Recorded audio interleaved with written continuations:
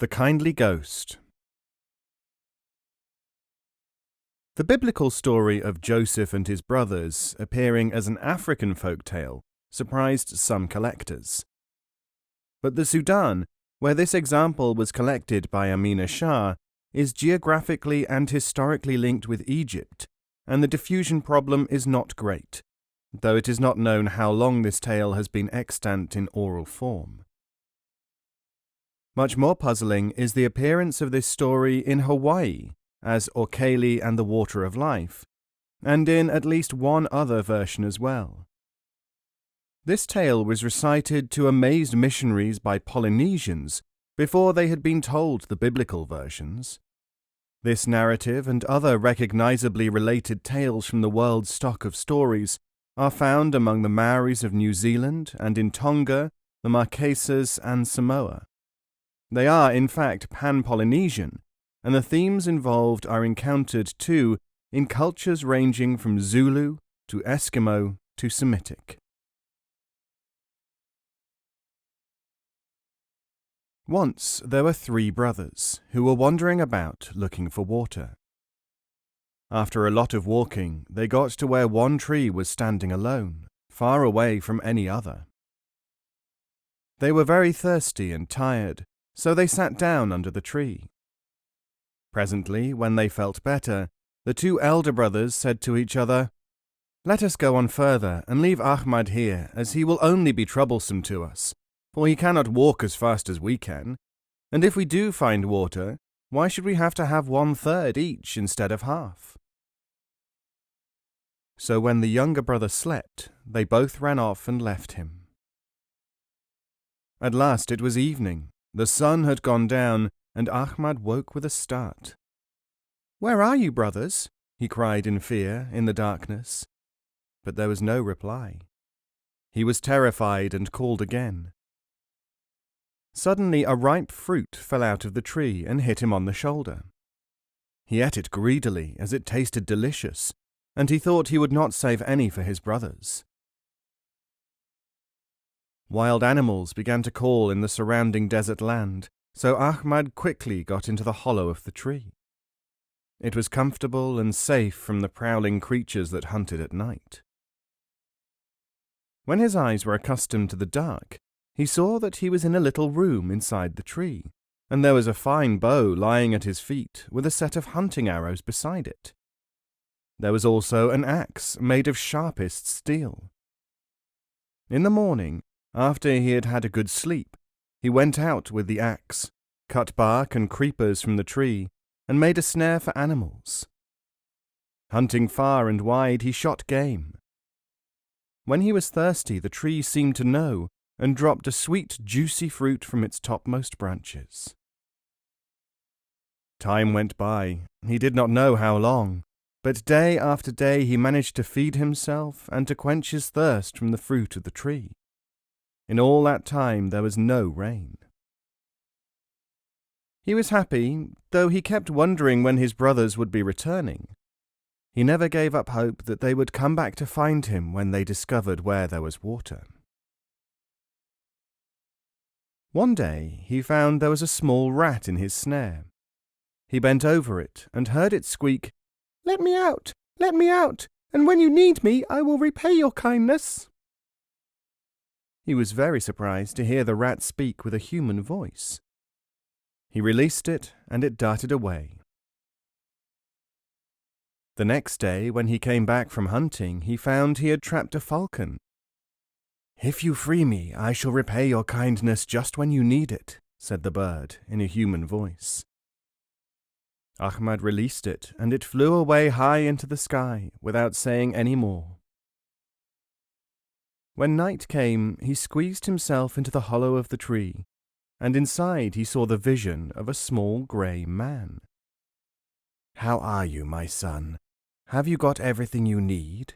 he asked kindly. "Not everything, father," said Ahmad, "but sufficient for each day and night, I thank you." The old man said, "Once upon a time, in the distant past, I too lived in this tree, and I was so skilled in magical things that I only wished for a thing, for it to immediately appear before me. But of what use is anyone's poor magical power in the world of worlds?" Ahmad looked on in amazement, hearing the old man talk, and seeing how radiant he appeared in the darkness of the tree's hollow. He could not speak for wonder.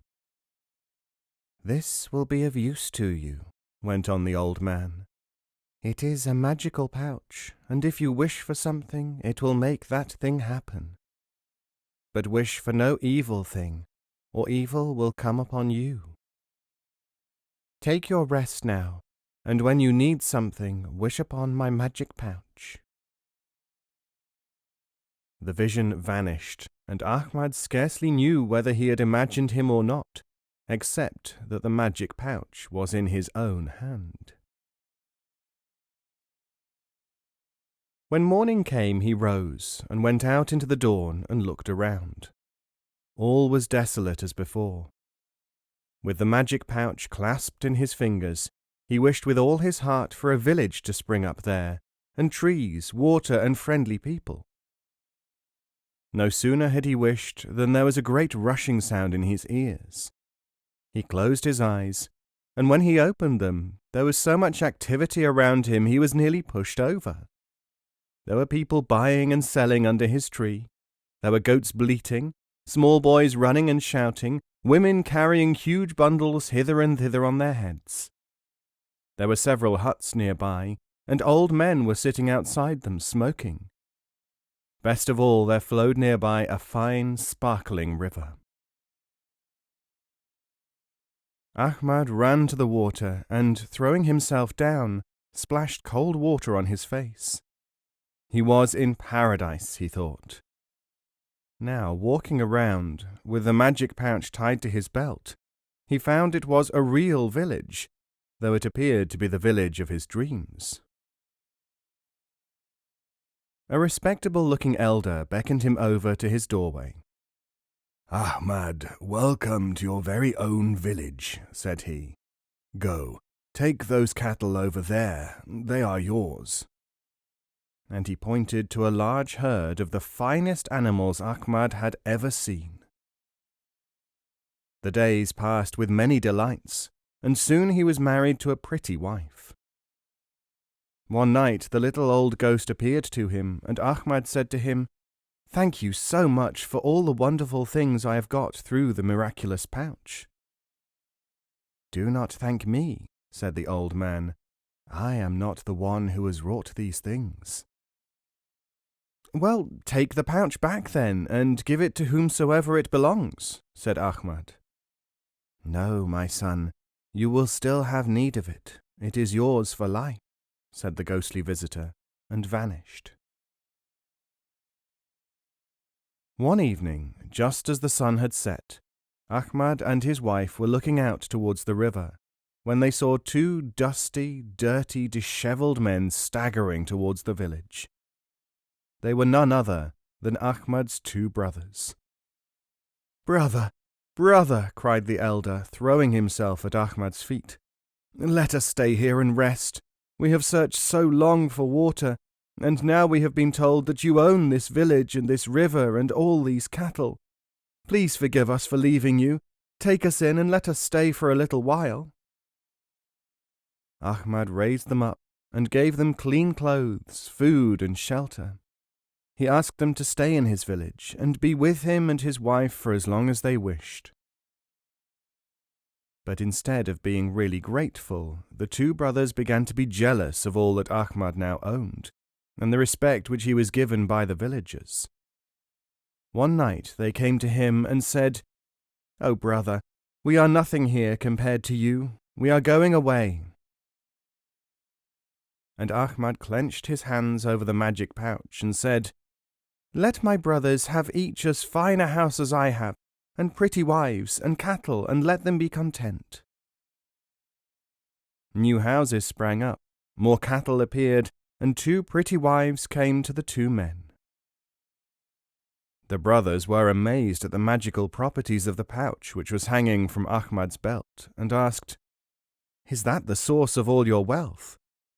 And Ahmad told them, "Yes, it was given to me in a dream by a little old man, and it is by holding it and wishing that I have got everything I have today." Then the brothers said, "Let us have a look at that fabulous pouch then, so that we can see for ourselves."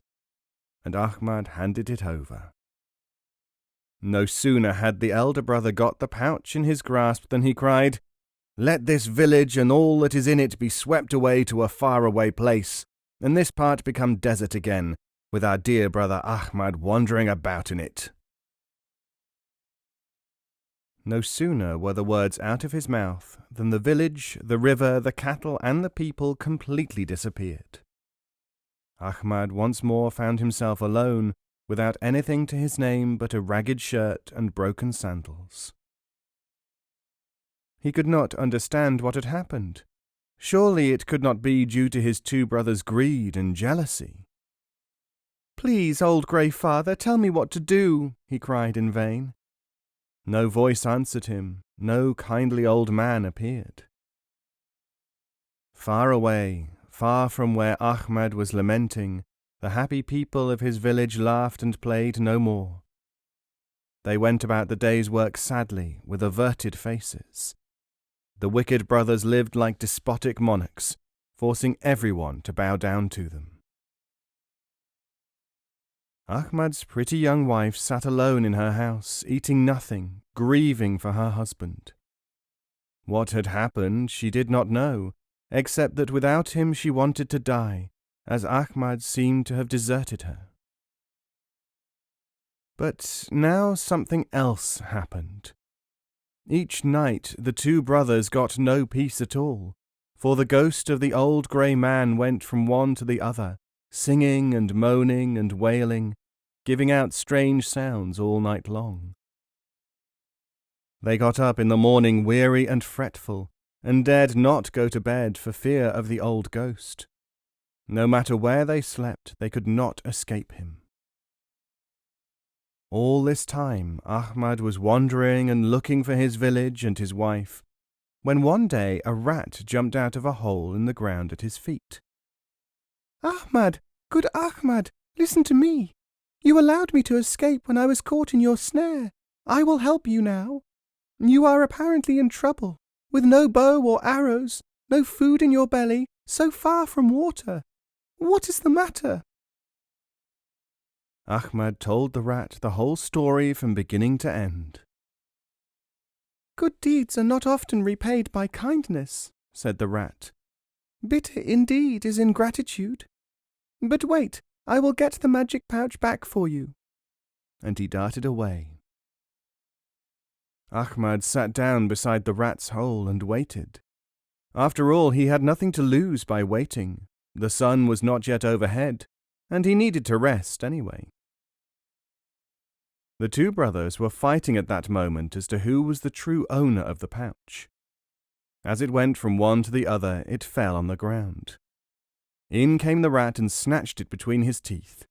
"Stop that, rat! It's taking away the magic bag!" cried the elder brother. The second brother picked it up, with the rat still clinging to it. They beat the rat with sticks, but still it held on. Then from the sky swooped a falcon, the one which Ahmad had released, and took the pouch in its beak. The rat escaped and ran away. Soon the pouch was laid at Ahmad's feet by the falcon. As soon as the pouch was in his fingers, Ahmad wished that his village could be returned to him with all it contained. No sooner were the words out of his mouth than he heard the lowing of his cattle, and his pretty wife came towards him with laughing eyes. But the two false brothers came to Ahmad with false smiles on their faces, and pretended that they knew nothing about the matter of the village being spirited away.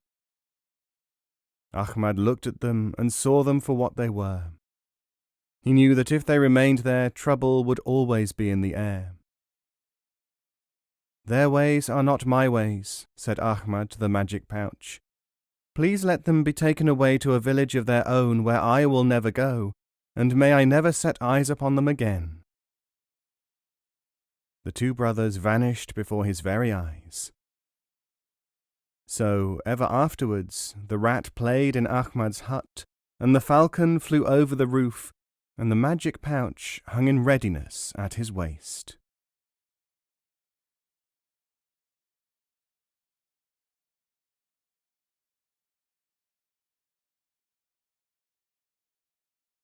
The Ass in Panther Skin. While such fables as the fox and the grapes and the wolf in sheep's clothing have become proverbial in many countries, this one is important in the literary history of Aesopian teachings. It originates with the Panchatantra, the 5 books, dating at the latest from 500 AD and perhaps as old as 100 BC. It was compiled for the instruction in government of princes in India. It is one of the most widely translated books in the world. There are over 200 versions in more than 50 languages. This particular fable is of interest because it is one of the only 2 stories from the Panchatantra which are attributed to Aesop. The other is the ass without heart and ears. And also because it is found in the works of Lucian and the fables attributed to Babrius, 3rd century AD, and also in the fables of Avian. Professor Franklin Edgerton of Yale University has pointed out that part of the original zest of the story is the fact that, in India, the ass is considered the epitome of lecherousness. The 5 books is a very worldly primer, preaching mainly that one should look out for oneself. This may not have been so true of the original work, which seems to have foreshadowed it. The translations, starting from the 6th century AD Pahlavi Iranian version, are from a lost Sanskrit original. There is a persistent belief in the Middle East and West Asia that the versions which we have are superficial in having been adapted from spiritual into political teaching. One interpretation of the following tale, for instance, along these lines, states that the skin covering the ass stands for hypocrisy, or the assumption of mystical knowledge, which are thrown off when the real nature of the human being, the braying, breaks through under stress.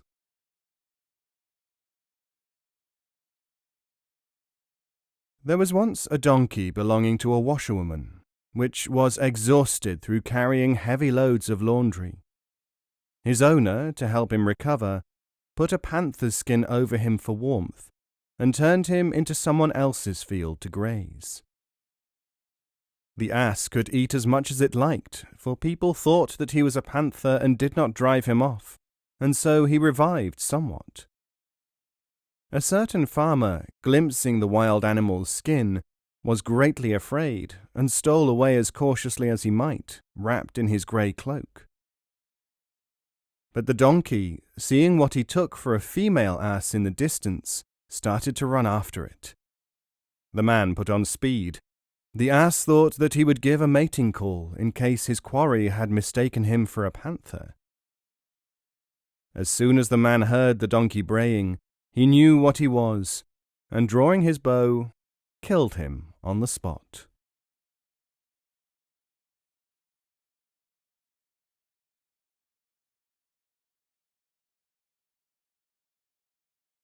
The Water of Life.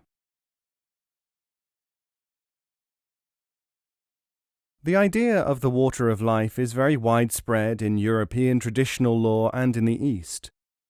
This tale from the Grimm collection resembles one from the 1001 Nights. This version of the story was shown, over 150 years after being published in Germany from a narrative of the countryfolk of Hesse, to a Yemenite bard. This interesting experiment showed that the illiterate reciter of tales claimed instantly to recognize it as a metaphor of the spiritual search and its perils. He interpreted the water as mystical understanding, the father as the community, the bad brothers as spurious religionists, and much more. Storytellers like this Taimur Rasuli draw great crowds in the Middle East and have repertoires of some hundreds of tales and variants.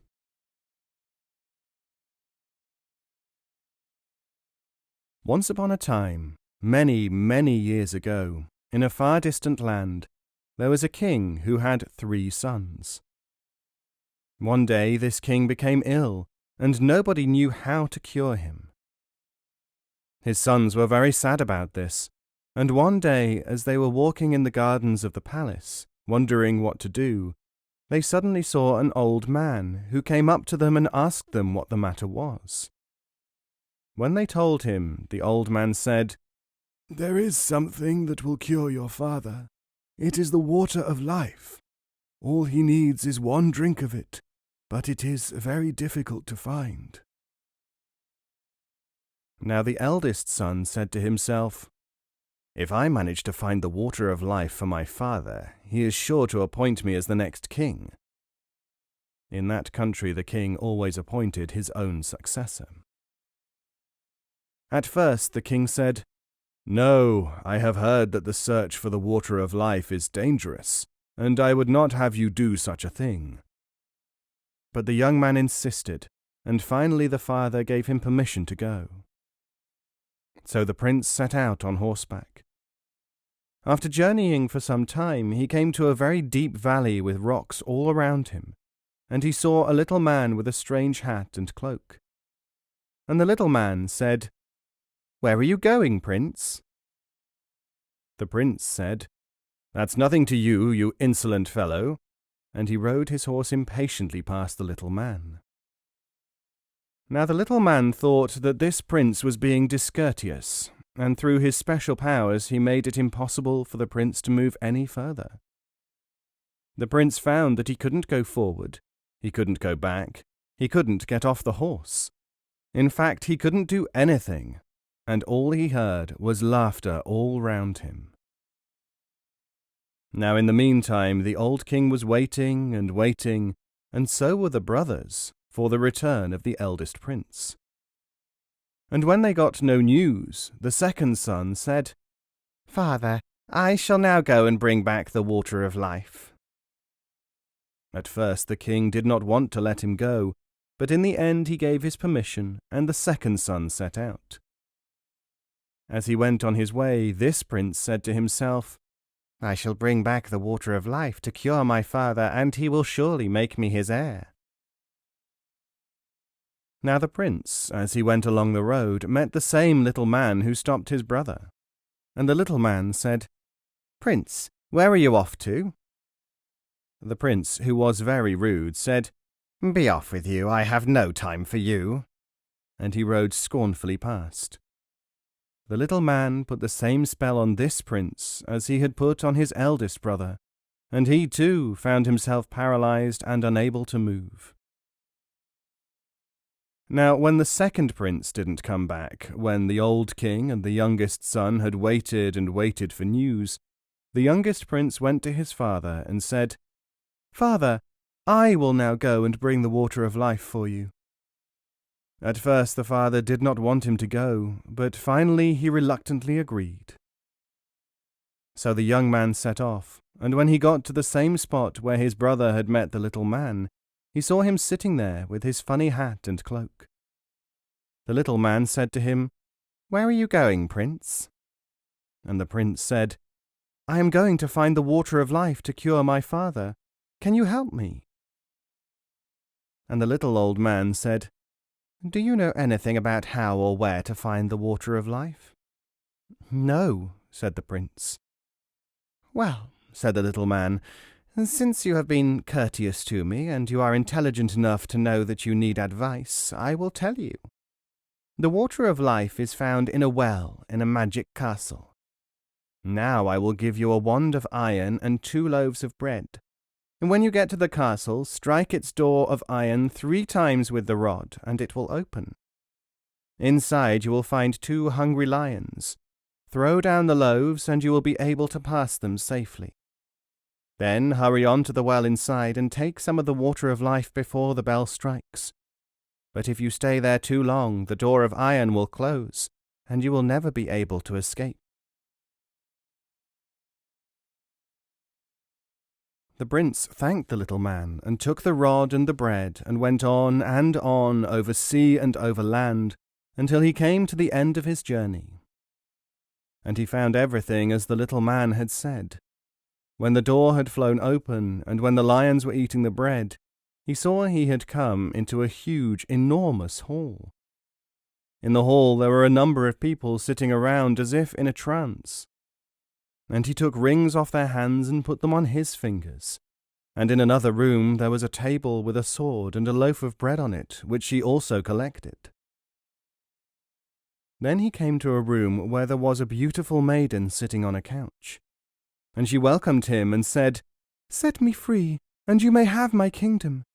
If you come back in a year and a day, the magic spell will have worn out, and we shall be able to get married." He said, "I must go and get the water of life for my father who is ailing, but I shall return in a year and a day."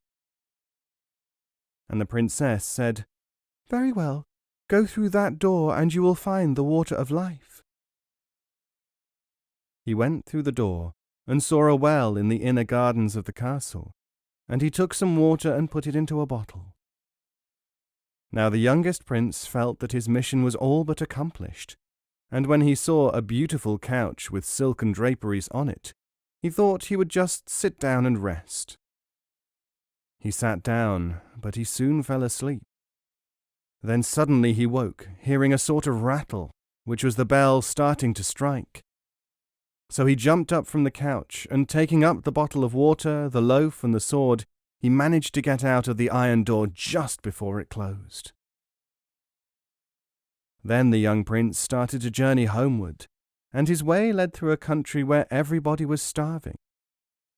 He gave them some of the bread which he had taken from the table in the magic castle, and they found that there was magic bread enough for everybody in the whole country.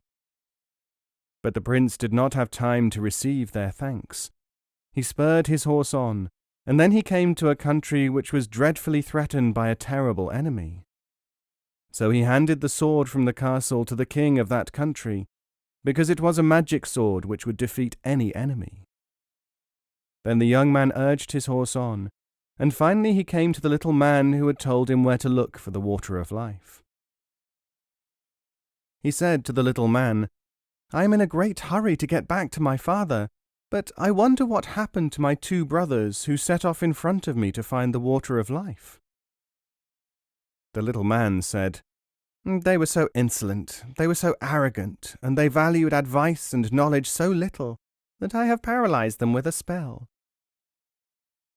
The young prince asked that they should be released, and the little man said, "Very well then, I shall release them for your sake, but I warn you they are very bad people and no good will come of this." "They are my brothers, however," said the youngest prince. And so eventually the little man let them go. The 3 princes now set off for their father's bedside, and as they went the youngest prince told his brothers the whole story of his adventures. But when the young man was asleep one night on the homeward journey, the 2 brothers plotted his downfall. They stole the water of life and put some ordinary water instead into the bottle in which he carried it. And so when all 3 arrived back at their father's court, the elder brothers had the real water of life. The young prince went forward and gave his water to his father, and since it was only ordinary water, the old king was not made any better at all. Then the 2 other princes produced their water, saying, "Here, father, is the real water of life. Our brother is not telling the truth. He never found the real water of life. We had the adventures which he claims to have been his."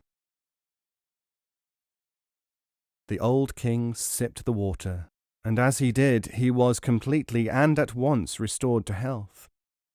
He became so angry at what he thought was the deceitfulness of his youngest son that he sent him away with a soldier to be killed, and then he rewarded his 2 other sons with costly gifts. Now the young prince was led into the forest by the soldier, and the soldier seemed rather sad. So the young prince said to him, "My friend, I have been unjustly accused. I am quite innocent of the charges laid against me." The soldier said, "I am afraid it is my duty to kill you." But the prince said, "Give me your cloak, and I will give you mine. You can take my cloak back to the king and say that you have killed me, and I promise to disappear forever." The soldier agreed, and the young man plunged into the forest. Now it was not long afterwards that a resplendent embassy arrived from the country which had been saved from famine by the young prince, with a full story of how it had been he, and no one else, who had saved their country. And then, not long afterwards, rich gifts were sent from the second kingdom, which had been saved by the young man through the magic sword. Now the old king realized that his two elder sons had not been telling the truth, and he said, "It is very sad that I had him put to death without giving adequate thought to the matter." And the soldier, as it happened, was present in court when the king said this aloud, and he stepped forward and said, "Your Majesty, he is still alive. I took pity on him, although I did disobey your orders." And he explained what had happened.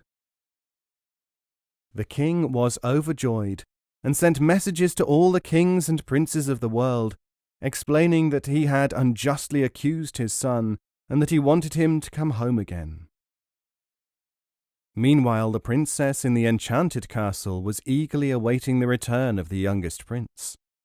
She had a road of gold made leading from the palace some distance to the main highway, and she gave orders that whoever came straight up the golden road and did not follow it to the right or left would be her lover. And anybody else would not be the true youngest prince and should be taken into custody. The young prince, meanwhile, was making his way as well as he could to try to fulfill his promise to rescue the princess in a year and a day. Now the two other brothers, knowing the story of the princess in the magic castle, and fearing the wrath of their father, decided to go and try to capture her for themselves. They got on their horses, and they rode far and they rode fast. When they got to the golden road, one said, "This road is too beautiful to ride on," and he turned his horse and rode on the right-hand side of it. The guards, when they saw him do this, took him immediately in charge. And the second prince, when he saw the golden road, thought, "This road is too beautiful, I must not tread on it." And he, too, turned, and he rode on its left side. And the guards, when they saw this, imprisoned him. Eventually, travelling slowly, the young prince arrived at the golden road. And when he got to its edge, he just glimpsed the castle, and he thought only of the princess and could see no other form of beauty. The road was completely invisible to him, because he thought only of being reunited with his beloved. He went straight down the middle of the road, up to the iron gates, and the guards let him in. The princess was overjoyed at his arrival, and after they had embraced one another, she told him that she had received a message from his father the king, saying that all was now well. The young prince told her the whole story of the treachery of his brothers, and the princess said, "They are here. My guards are holding them in the dungeons." So the young prince said, "Let them go." And as soon as they were released, they fled by ship to some very remote place, and have never been seen since. So the young man and the princess went to celebrate their wedding at the court of the old king, and they invited everybody, including the first old man and the little old man who had advised them so well, and everyone lived happily ever after.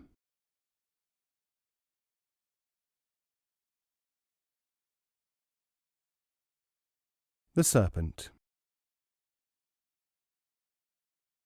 The animal fable has long been one of the most favoured formats for preaching and the inculcation of morals in both East and West. In the East, notably India, while animals are generally shown to be good rather than bad, fables are often employed to warn against giving trust or making assumptions where certain kinds of people, symbolized by animals, are concerned. The fable of the serpent was for centuries one of the most popular and most widely used. In the Middle Ages, it did service to Christianity through the clerical discipline of the baptized Jew Petrus Alphonsus of 800 years ago, in the monkish Gesta Romanorum of the 13th century, and John of Capua's Directorium Humanae Vitae. Before that, it served Islam in the Persian fables of Bidpai, and even earlier it is found counselling Hindus in the pages of an anecdote of King Vikramaditya of Ujjain and elsewhere. The story has been found extant and still flourishing in popular narrative in both Italy and the Himalayan region of Asia. Choosing a version which is geographically in between, we can look at the Balkan one, collected in Albania. There was once a hunter who, while passing by a quarry, noticed that a serpent was trapped by a large stone or rock. The snake called out when it saw him, "Please, help me, lift the stone." The hunter answered, "I cannot help you because you are likely to devour me." The reptile asked again for aid, promising that he would not eat the man. And so the man released the snake. It immediately made a movement towards him as if to attack. "Did you not promise not to eat me if I let you go?" the man asked. The snake said, "Hunger is hunger." "But," said the hunter, "if you are doing something wrong, what has hunger to do with it?" The man then suggested that they should put the matter to the adjudication of others. They went into some woods, where they found a hound. They asked him whether he thought that the snake should eat the man, and he replied, "I was once owned by a man. I caught hares, and he would provide me with the very best meat to eat. But now I am old, and I cannot even catch a tortoise, so he wants to kill me. Since I have only been given evil in return for good, this is what the snake should give to you. I claim that he should eat you." "You have heard," said the snake to the man. "That is the judgment." But they decided to take 3 pieces of advice, not 1, and continued on their way. Presently they met a horse, and asked him to judge between them. "I think that the serpent should be allowed to eat the man," said the horse. It continued, "I once had a master. He fed me for so long as I could travel. Now that I am feeble and cannot continue my duties, he desires to kill me." The serpent said to the man, "We now have the unanimity of 2 judgments." Further along they came across a fox. The hunter said, "Dear friend, come to my help. I was passing a quarry and I found this huge serpent under a stone and almost dead. He asked me to release him. I got him out, and yet he now wishes to eat me." The fox answered, "If I have to give a decision, let us return to the place where you met. I have to see the actual situation." They went back to the quarry, and the fox asked for the rock to be placed over the serpent to reconstruct the situation. This was done. He asked, "Is this how it was?" "Yes," said the serpent. "Very well," the fox told him. "You shall now stay there until the end of your days."